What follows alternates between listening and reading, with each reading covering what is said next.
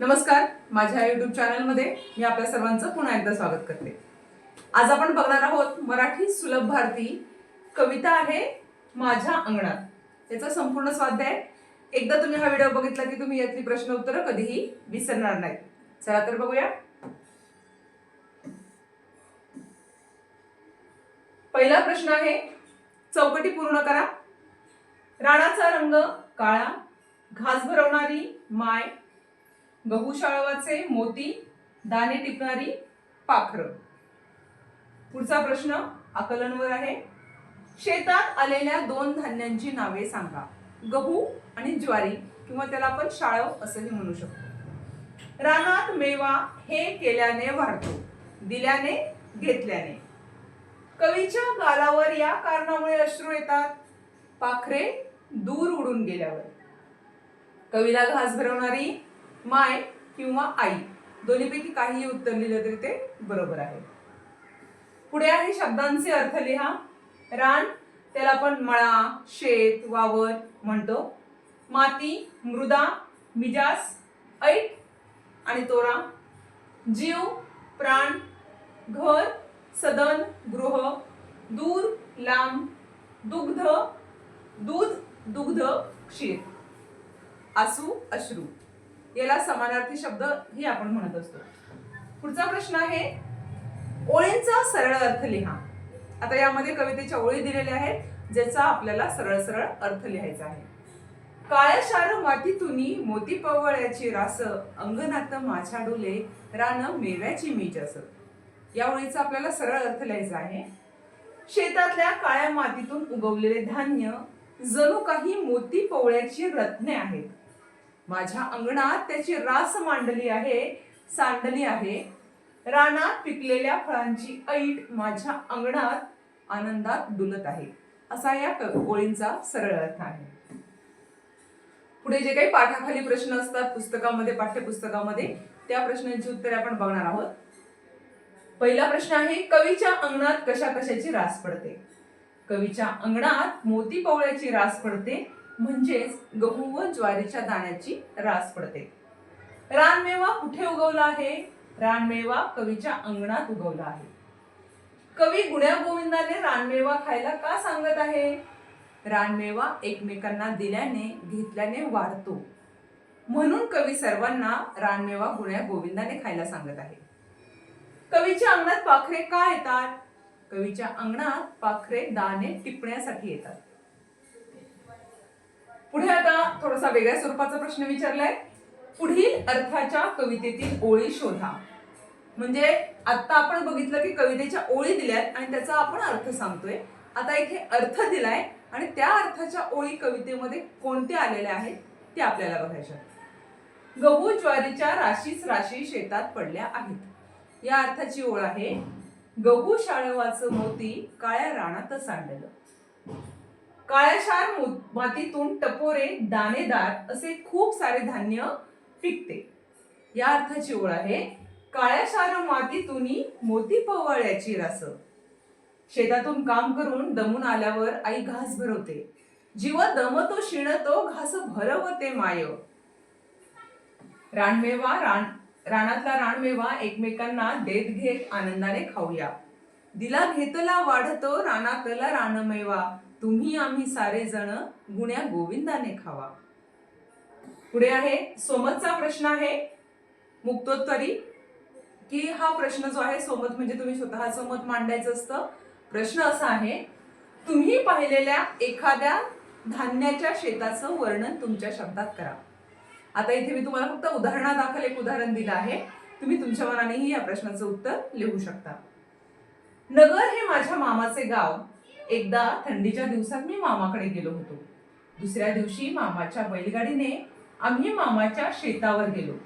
ज्या शेतावर आम्ही गेलो ते तुरीचे शेत होते। मी तुरीचे शेत पहिल्यांदाच पाहत होतो।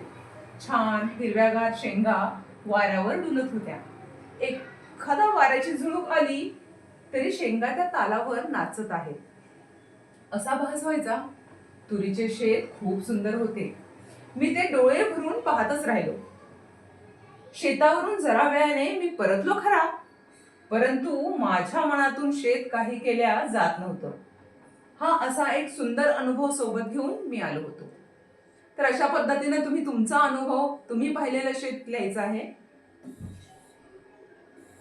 आता भाषाभ्यास मध्ये समूहदर्शक शब्दांची यादी आपल्याला करायची. समूहदर्शक शब्द बघा: लाकडांची मोळी, पक्ष्यांचा थवा, केळ्यांचा लोंगर किंवा घड, प्राण्यांचा कळप, मुलांचा घोळका, द्राक्षांचा घोस.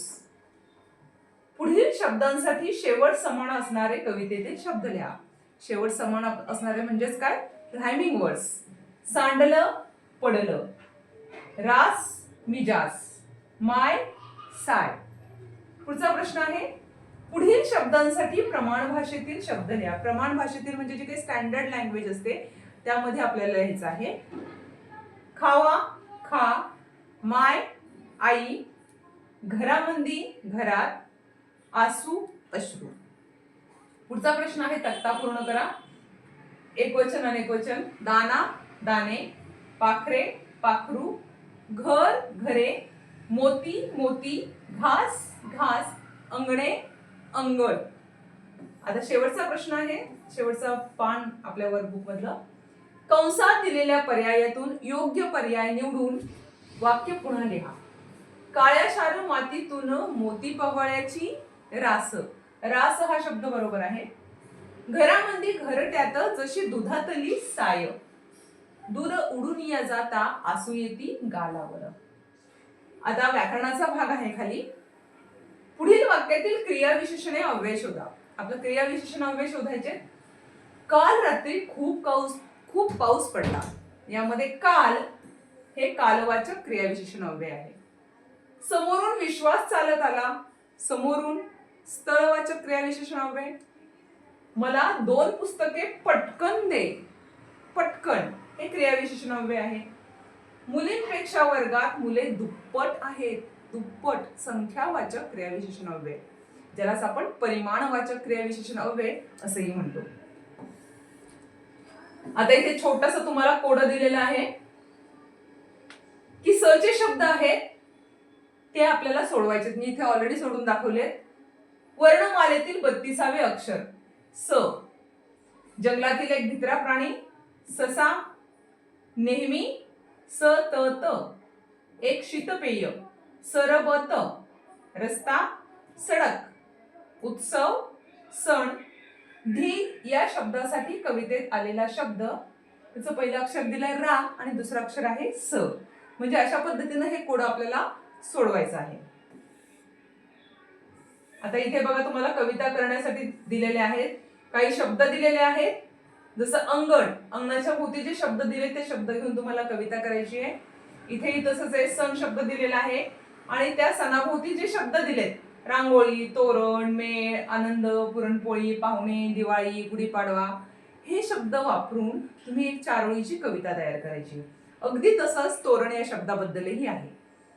पाने, रंगीबेरंगी, फुले, सुंदर, दार, नारळ, हे शब्द वापरून आपल्याला तोरण या शब्दावरती एक कविता करायची. आपण बघूया. हे अंगण जो शब्द आहे, अंगण शब्दाचा त्यांनी आपल्याला उदाहरण दिलेलं आहे. घराभोवती प्रशस्त अंगण, जमले तेथे सारे जण, सडा रांगोळी अन तोरण, साजरे करतो सगळे सण. आता 2 कविता आपल्याला करायला दिलेल्या आहेत, त्या आपण करणार आहोत. म्हणजे मी इथे करून दाखवले तुम्हाला उदाहरणादाखल. त्या पद्धतीने तुम्हीही अजून कविता करू शकता. आला वर्षाचा सण, बांधा दाराला तोरण, साजरी गोजरी ही दिवाळी, चला करू पुरणपोळी. दुसरं आहे, तोरणाने शोभे कस गोजिर हे दार, कुणी बांधली ही यात फुले सुंदर सुंदर, रंगी बेरंगी पानांची झाली खाशी ही नक्षी, मधोमध घेई झोके जणू नारळ पक्षी. आता ह्या 2 कविता मी तुम्हाला 4 ओळी करून दाखवलेल्या आहेत. या पद्धतीने तुम्ही अजून कविता करण्याचा प्रयत्न करू शकता. आपण पुन्हा भेटूया पुढच्या व्हिडिओसाठी. धन्यवाद.